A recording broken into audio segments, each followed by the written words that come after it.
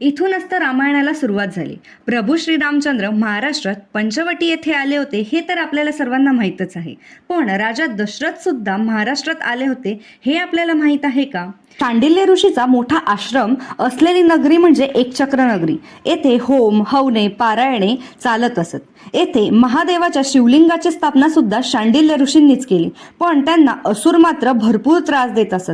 त्यावेळी दशरथ राजा आर्यावर्ती सम्राट असल्यामुळे शांडिल्य ऋषींनी राजा दशरथाला शरण गेले आणि मदत मागितली. राजा दशरथ आणि राणी कैकेयी आश्रमाजवळ आले युद्धासाठी.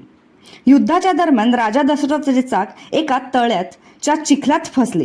त्यावेळी रथ घसरू नये म्हणून राणी कैकेयीने रथाचे चाक हाताने धरून ठेवले आणि राजा दशरथाने असुरांशी युद्ध करून त्यात विजय मिळवला.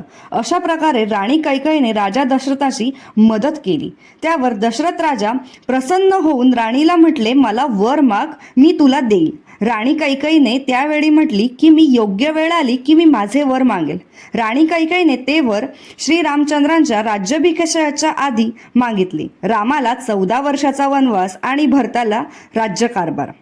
या घटनेनंतरच तर त्या नगरीचे नाव एकचक्र नगर असे झाले आणि पुढे जाऊन चाकण या नावाने ओळखले जाते. चाकणला येण्यासाठी पुणे येथून डायरेक्ट बस असतात.